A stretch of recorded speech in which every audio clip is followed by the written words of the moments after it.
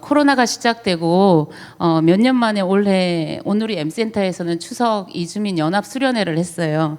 하베스트를 했는데요. 550명 정도의 이주민들이 모여서 하나님을 예배하고 하나님의 가족됨을 경험하는 시간을 가졌습니다. 특별히 처음 오시는 분들도 많았는데요. 한 7, 80명 정도 되는 분들이 예수님을 믿고 앞으로 나와서 기도하는 시간을 가졌습니다. 하베스트는 이 땅에 온 나그네들에게 예수 그리스도의 복음을 전하는 집회이죠. 또 나그네들이 모이는 곳이기도 합니다. 이주민들만 나그네요 순례자가 아니라 우리도 이 땅에 온 순례자입니다. 나그네입니다. 특별히 선교사님들은 선교지에서 더욱 공감하시리라 생각돼요.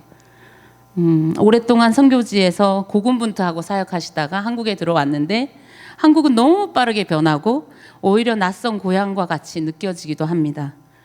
우리는 이 땅에 나그네로 살아갑니다.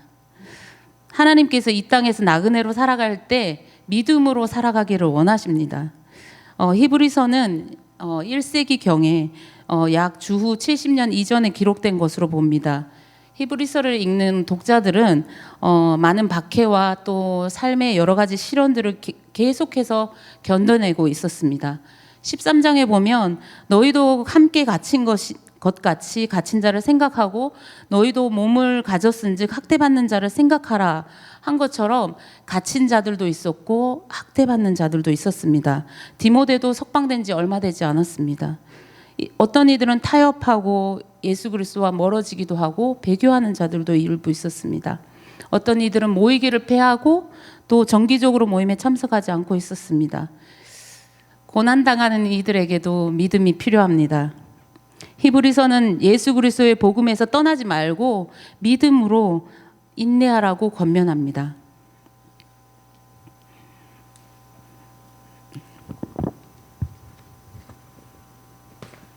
네. 이주민들이 한국의 나그네로 살면서 언어가 통하지 않고요. 또 3D 업종에서 공장에서 힘겨운 일을 하고 있습니다. 그들은 가족을 떠나와서 외롭기도 하고요. 재정 문제나 건강 문제나 다양한 도전에 노출되어 있습니다. 하나님 나라의 하늘 나라의 백성들이 이 땅, 이 세상에서 살아갈 때도 이주민 나그네처럼 고생스러운 면이 있지요. 하나님의 말씀으로 살아가려면 하나님의 말씀대로 경건하게 살고자 하는 자는 항상 어려움이 따르기 마련입니다. 고난과 어려움이 있는 성도들에게 무엇보다도 믿음이 필요합니다. 선교사들에게도 언어와 문화가 다른 타 문화권에서 복음을 전하며 여러 가지 고생을 하죠. 비자 문제나 자녀 문제나 기후 적응하는 거나 건강의 문제들 여러 가지 도전 앞에 나그네로 살아갑니다. 선교사와 사역자들에게도 믿음이 필요합니다. 특별히 저 자신에게도 필요합니다. 네, 하나님께서 오늘 우리의 믿음을 새롭게 해주시기를 축복합니다. 아멘. 사랑하는 여러분, 믿음은 무엇일까요? 그리고 믿음으로 사는 삶은 무엇일까요? 예수님을 믿고 따르는 모든 성도님들, 그리고 주님의 나라를 위해서 중보하기 위해서 모인 모든 성도님들, 믿음은 무엇이고 믿음으로 사는 삶에 대한 것은 성경 말씀에 너무 많아요. 오늘 설교 말씀은 믿음에 대한 말씀 중에 부분적인 내용일 것입니다. 믿음으로 사는 삶은 무엇일까요? 믿음은 도대체 어디에서 누구에게서 오는 것이고 믿음의 대상은 누구일까요? 첫째로 믿음으로 사는 삶은 믿음이 하나님께로부터 왔고 하나님의 주권을 인정하는 삶입니다. 믿음은 헬라어 피스티스, 믿음, 신뢰, 확신, 신실성이라는 뜻입니다. 헬라어 페이소, 설득하다, 설득되다에서 왔대요. 신뢰하게 되다. 믿음은 하나님의 선물입니다. 믿음의 기초는 하나님께로부터 하나님의 계시로부터 시작됐고요. 믿음은 언제나 하나님의 놀라운 계시에 대한 우리의 반응입니다. 믿음은 하나님께서 주신 것이죠. 믿음은 인간으로부터 난 것이 아니라 하나님께로부터 난 것입니다. 믿음은 하나님의 신성한 설득입니다. 믿음은 인간적인 신념이 아니라 하나님께서 하나님의 음성으로 도전을 주실 때 우리가 설득되는 것이기 때문이죠. 믿음은 항상 하나님의 일이고 하나님의 음성과 관련되어 있습니다. 이를 통해서 우리는 하나님의 뜻이, 하나님의 기뻐하시는 뜻이 무엇인지 발견하게 되지요. 계속 넘기기가 어렵네요. 네, 믿음은 하나님의 보증의 기초가 됩니다. 믿음은 하나님으로부터 나온 계시가 이루어질 때까지 하나님 자신이 보증하고 계십니다. 그래서 우리는 하나님의 모든 약속이 이루어질 것을 믿게 됩니다. 우리는 믿음으로 우리를 향한 하나님의 뜻이 무엇인지 알게 되고 순종하게 되는 것이죠. 사랑하는 동역자 여러분, 여러분은 하나님께서 주신 구원의 선물을 받고 너무 기쁘셨죠. 그리고 하나님의 부르심에 설득되어서 눈물을 흘리며 헌신하며 여기까지 오셨습니다.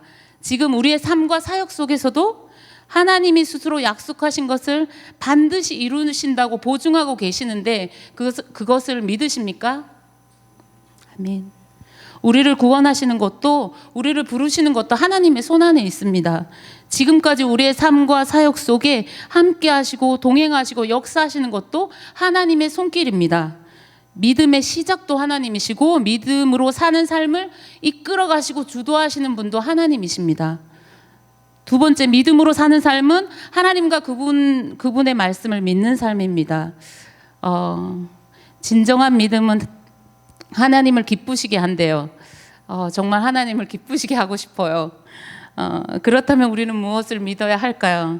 히브리서 11장 6절을 함께 읽도록 하겠습니다. 오늘 성경 본문 히브리서 11장 6절. 믿음이 없이는 하나님을 기쁘시게 할 수 없습니다. 그러므로 하나님께 나아가는 사람은 하나님이 계신 것과 하나님은 그분을 간절히 찾는 사람들에게 상 주시는 이심을 믿어야 합니다. 우리는 하나님의 계신 것을 믿죠. 모든 성도들이 믿습니다. 하나님께서 자기를 찾는 자에게 상 주시는 분이십니다. 하나님은 하나님을 찾고 간절히 구하는 자에게 반드시 응답하십니다. 그런데 우리의 상황과 환경이 여의치 않을 때 내 삶 속에서 정말로 하나님이 믿을 만한 분이신가 라고 생각하십니까? 제가 저한테 설교하고 있습니다, 지금. 네. 그리고 하나님께 나아갈 때 우리는 믿음이 흔들릴 때도 하나님께 나아가야 돼요. 하나님께 나아갈 때 우리가 의롭고 열매가 많을 때 당당하게 나아갈 수 있는 것이 아닙니다.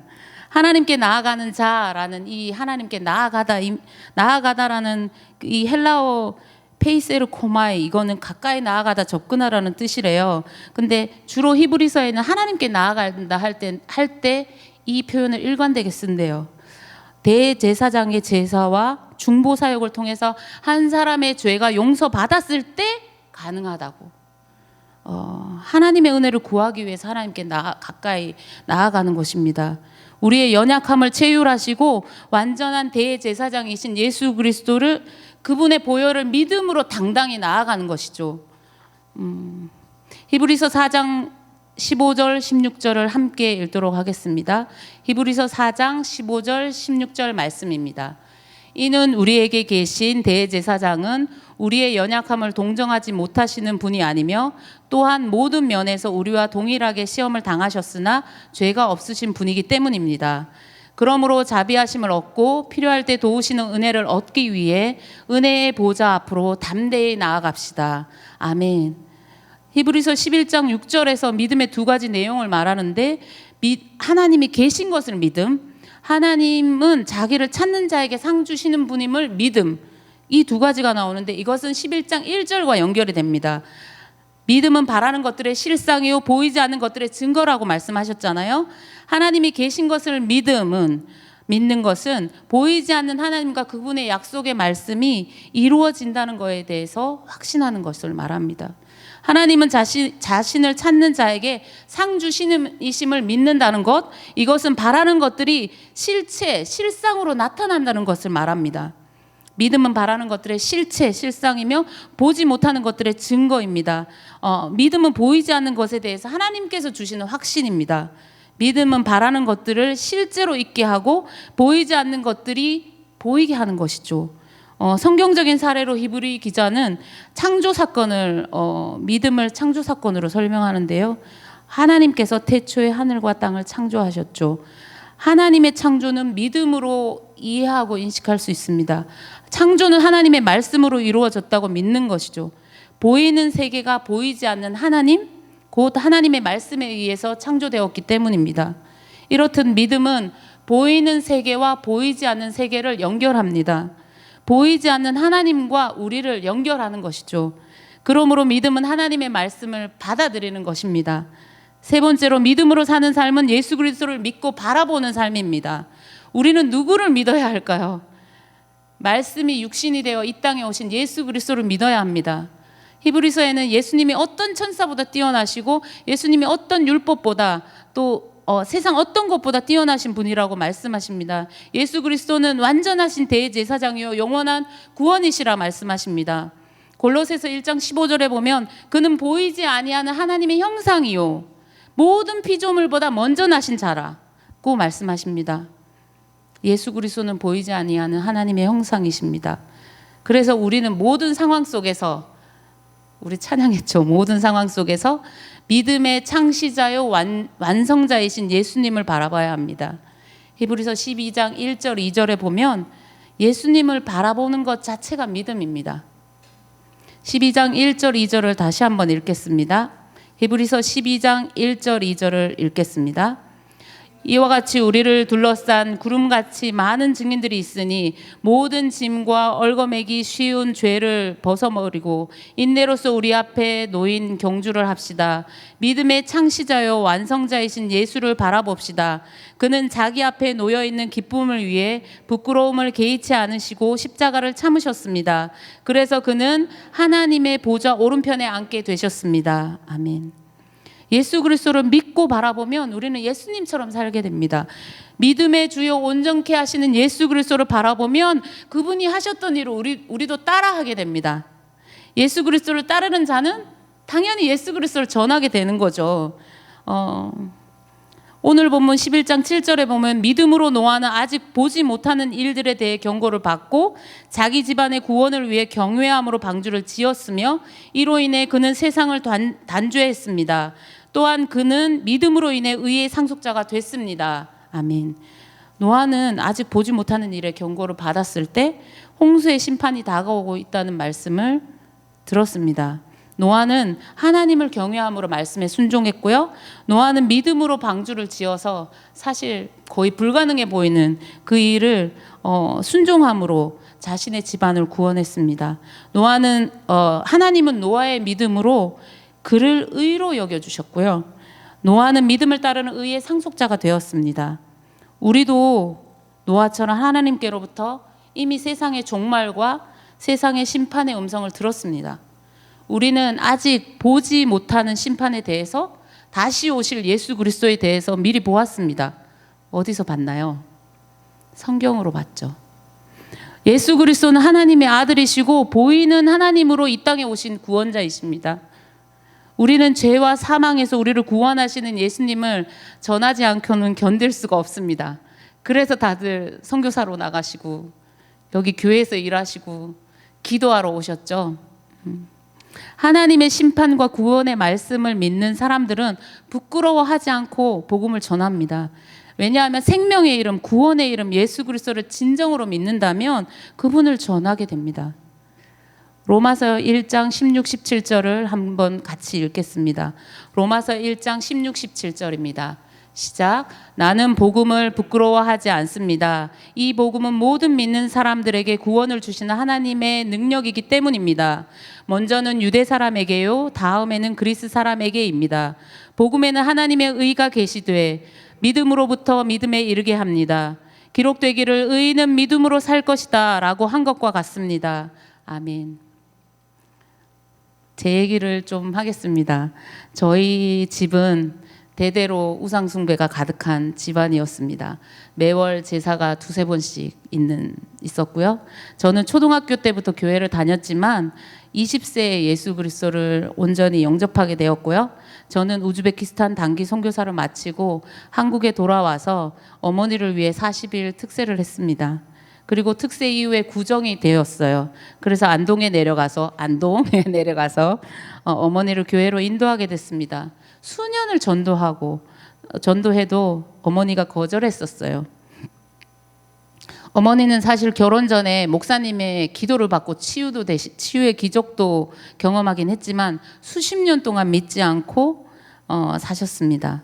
제가 항상 전도하면 네가 천국 갈 때 나는 네 발목 붙잡고 천국 갈 거야 그러셨어요. 근데 교회로 인도하는 날 모든 것이 순적했고 일사천리로 진행됐습니다. 제가 평소에는 엄마라고 부르는데 이때는 근엄하게 어머니 그랬습니다. 어머니, 내일은 교회에 와서 교회에 같이 갑시다 라고 하자 그래? 말씀하시는 거예요. 아침에 버스 타러 가는 길에 어떤 분이 저희를 차로 교회 앞까지 데려다 주셨고요. 교회 예배 드리자마자 아는 구역장님을 만나서 담임 목사님 목회 지원실까지 들어가서 인사하고 등록하게 됐고요. 제가 대학교 때만 해도 처음 1999년에 처음 우즈벡 아울리치를 처음 갔을 때 저희 어머니는 저한테 저게 교회에 미쳤다, 예수에 미쳤다 그러셨던 분인데 목사님 앞에서 우리 딸이 선교사래요 그러시더라고요. 그래서 그 후로 어머니는 예수 그리스도를 온전히 믿고 예배드리며 집사로 신앙생활을 하다가 천국에 미리 가셨습니다. 그리고 저희 아버지는 책임감이 강하고 아주 따뜻하고 좋으신 분이셨어요. 법 없이도 사시는 분이지만 참 마음 아프게도 제가 20살 때 예수님을 인격적으로 만나고 나서 계속 전도하고 기도했지만 전혀 변화되지 않았어요. 어느 날 아버지께서 담대한 판정을 받으시고 예수님을 믿게 되셨습니다. 저는 복음을 전할 때가 왔다는 직감을 했고 병원에 입원하자마자 며칠 만에 바로 복음을 전했어요. 1대1로 복음을 전했고 아버지는 영접하셨습니다. 그때만 해도 의사 선생님께서 치료하고 고치면 계속 살 수 있다고 말씀하셨을 때였는데 아버지께서는 예수님을 영접하셨어요. 아버지께서 2개월 뒤에 돌아가실지 몰랐지만 예수님을 믿으셨고 제가 아버지를 위해서 축복 기도를 하고 예수님의 이름으로 기도했습니다. 아멘 하자마자 병실에 전도하시는 분들이 들어오셔서 삼성병원 그 교회와 또 교목 목사님을 소개해 주셨어요. 병원 목사님이 며칠 지나서 저희 모든 형제들이 있는 앞에서 가족들 앞에서 아버지께 복음을 전하셨고 다시 자신의 믿음을 고백하게 하셨습니다. 그리고 아버지께서는 2개월 후에 천국으로 미리 가셨습니다. 예, 장례를 치르고 안산에 올라오자 우즈벡 친구가 저한테 이렇게 위로하는 거예요. 아버지 좋은 데로 가셨으니까 너무 힘들어하지 마라고 하는 거예요. 그래서 왜 그랬더니 꿈에 하얀 옷을 입은 사람이 환한 빛이 쏟아지는 곳으로 우리 아버지 손을 잡고 함께 들어갔다고 하더라고요. 저는 그때 그분이 바로 예수님이라고 말하며 전도하게 되었습니다. 천국 혼인잔치 비유를 통해서 전도하게 되었습니다. 사랑하는 여러분, 우리를 구원하신 예수 그리스도를 믿지 않는 나의 가족, 친구들에게 전하시기를 축복합니다. 2022년 8월에 한국에 들어와 있는 외국인들을 나라별로 보면요. 1위가 어딜까요? 중국입니다. 2위는 베트남, 3위는 태국, 4위는 일본, 5위가 우즈베키스탄입니다. 6위부터 필리핀, 인도네시아, 몽골, 캄보디아, 네팔 등입니다. 이주민들은 하나님의 주권적인 손길로 이 땅으로 보내주신 영혼들입니다. 이주민들을 위해서 기도해 주시고요. 예배, 섬김, 한국어, 간식 등 다양한 모습으로 섬겨주시길 바랍니다. 저희 M센터는 안산, 서빙고, 인천, 평택, 남양주, 찍고, 서산, 군산 중에 집 가까운 곳으로 오시면 섬기실 수 있습니다. 네, 우리를 구원하신 예수 그리스도께서 우리가 기도하고 섬기는 열방의 영혼들을 구원하실 줄 믿습니다. 우리는 믿음으로 바라볼 수 있습니다. 우리가 씨를 뿌리며 기도로 섬기는 민족들이 복음으로 말미암아 하나님의 자녀가 되고 하나님 나라를 유업으로 얻을 것을 믿음으로 바라봐야 합니다. 장차 모든 열방이 하나님 보좌와 어린 양 앞에서 큰 소리로 외칠 것을 우리 또한 보게 될 것입니다. 구원은 보좌에 앉으신 우리 하나님과 어린 양께 있습니다. 아멘. 예, 사랑하는 동역자 여러분, 우리가 예수님을 입술로 전할 뿐만 아니라 우리가 예수님을 바라보고 닮아가야 합니다. 믿지 않는 영혼들이 우리와 함께 하시는 하나님을 볼 것이고요, 우리와 동행하시는 예수님을 발견하게 될 것입니다. 우리는 죄인을 구원하신 하나님의 사랑과 은혜를 믿잖아요. 우리는 예수 그리스도를 믿잖아요. 그는 우리를 죄에서 구원하시려 십자가에 죽으시고 모든 죄와 사망과 거짓 진리를, 모든 죄와 사망의 권세를 이기시고 부활하신 분입니다. 특별히 여기에 많은 분들이 사역자로 계신 줄 압니다. 우리가 선교 사역도 감당할 때도, 하나님의 일을 감당할 때도 율법과 행위의 복음이 아닌 은혜의 복음, 용서의 복음을 전해야 합니다. 나의 행위가 아니라 예수 그리스도께서 하신 놀라운 역사를 전해야 합니다. 나의 경험과 노력이 아니라 하나님께서 선교 사역을 주도권을 가지고 이끌어가 계신다는 것을 우리가 바라봐야 합니다. 나의 교만함과 자랑함이 아니라 나의 십자가를 지고 예수 그리스도를 따르는 삶을 살아야 합니다. 무엇보다도 우리는 사역과 중보의 자리에서 대제사장 되신 예수님을 바라봐야 합니다. 그는 우리의 연약함을 긍휼히 여기시고 언제나 우리를 사랑하시는 분이신 거 아시죠? 예수님은 우리를 일의 도구로 보지 않으시고 우리의 존재 자체를 사랑하고 계십니다. 우리는 제자들처럼 넘어지고 싸우기도 하죠. 또 실수하기도 합니다. 그렇지만 하나님의 사랑과 열심이 우리를 다시 한번 일으켜 세우십니다. 정말 감사하게도 연약한 우리를 사용하셔서 하나님께서는 놀랍게 역사하실 것입니다. 아멘. 네, 사랑하는 여러분, 오늘 말씀을 마무리하면서 아브라함을 이야기하고 싶습니다. 아브라함을 부르신 말씀, 아브라함의 믿음의 시작이 된 약속의 말씀, 창세기 12장 1절에서 3절을 다 함께 읽겠습니다. 창세기 12장 1절에서 3절입니다. 시작. 여호와께서 아브라함에게 말씀하셨습니다. 내 고향, 내 친척, 내 아버지의 집을 떠나 내가 내게 보여주는 땅으로 가거라. 내가 너를 큰 민족으로 만들고 내게 복을 주어 내 이름을 크게 할 것이니 내가 복의 근원이 될 것이다. 너를 축복하는 사람에게는 내가 복을 주고 너를 저주하는 사람에게는 내가 저주하리니 땅의 모든 족속이 너로 인해 복을 받을 것이다. 믿음으로 사는 삶은 쭉 계속되어야 합니다. 언제까지일까요? 진짜 본향에 갈 때까지입니다. 히브리서 11장에는 아브라함과 관련된 내용이 가장 많이 나옵니다. 근데 이제 마쳐야 되기 때문에 밤샐 수는 없지 않습니까? 아브라함은 하나님께서 그를 부르셨을 때 말씀을 따라 순종했고요. 아브라함의 믿음은 하나님의 약속을 믿고 순종하는 믿음이었습니다. 심지어 믿음으로 아브라함은 장래 유업을 받을 땅을 몰랐지만 알지 못하는 땅으로 나아갔어요. 아브라함이 장래 유업으로 받을 땅이 있듯이 우리에게도 하나님이 주신 땅들이 다 있어요. 우리에게도 하나님이 주신 유업들이 다 있습니다. 여러분 중에 어떤 분은 하나님이 부르시는 곳으로 나아가야 할 상황에 있으신 분도 계실 겁니다. 저는 모릅니다. 하나님이 부르신 곳에서 고난 중에 믿음으로 인내하고 계신 분도 있으실 것입니다. 하나님의 명령에 순종해서 갔는데 특별한 일이 안 생기고 아무 일이 일어나지 않는 것 같은, 열매가 없는 것 같이 느껴질 때도 있을 것입니다. 하나님이 큰 민족을 이루겠다고 하셨는데 아들 하나 없는 상황, 너무 이 상황을 마주하고 당혹스러우신 분도 있으실 것입니다. 눈물과 고통의 시간을 지나서 기쁨으로 단을 거두고 감격하며 주님 감사합니다 하는 그런 순간에, 시즌에 계신 분도 있으실 것입니다. 어떤 분은 하나님은 아브라함이 이삭을 바쳤잖아요. 그런 것처럼 하나님께서 우리에게 우리가 사랑하는 무언가를 드리기를 원하시는 순간이실 수도 있습니다. 우리를 부르신 하나님은 언제나 신실하신 분입니다. 반드시 약속을 지키시는 분이시죠. 아브라함 한 사람, 그 죽은 것 같은 그 한 사람을 통해서 하늘의 수많은 별과 바다의 수많은 모래알과 같은 수많은 자손들이 태어났습니다.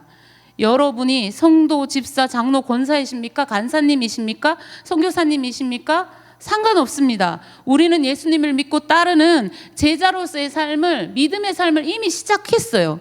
믿음으로 사는 삶을 시작했다면 반드시 여러분을 통해서 한 영혼이 변화될 것입니다. 여러분의 가족이 변화될 것입니다. 담대한 믿음으로 나아가십시오. 여러분에게 하늘의 상급이 기다리고 있습니다. 여러분을 통해서 많은 영혼들이 풍성한 복을 누릴 거예요. 아멘. 네.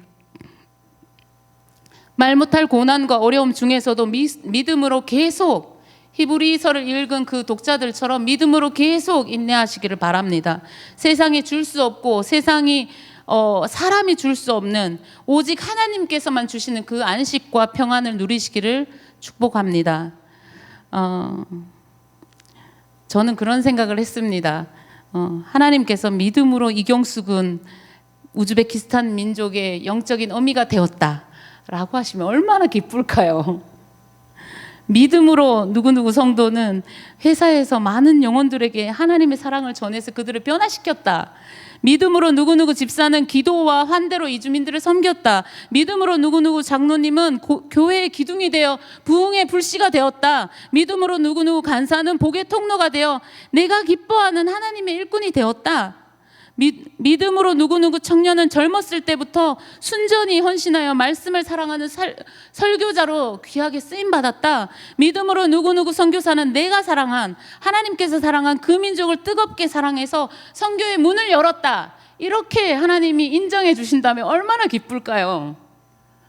여러분들도 바라는 소망이 있으십니까? 간절히 기도하는 제목이 있으십니까? 이 시간 믿음으로 사는 삶을 살게 해달라고 하나님께 함께 간구했으면 좋겠고요. 우리의 삶 속에서 믿음의 실체, 믿음의 역사를 보게 해달라고 함께 기도했으면 좋겠습니다. 주님 감사합니다. 하나님, 우리가 믿음으로 사는 삶을 살게 하여 주십시오. 예수 그리스도를 바라보고 하나님의 약속의 말씀을 굳게 붙잡고 나아가게 하여 주시옵소서. 믿음의 실체, 믿음의 역사를 경험하는 믿음의 사람들 되게 하여 주시옵소서. 예수님의 이름으로 기도했습니다. 아멘.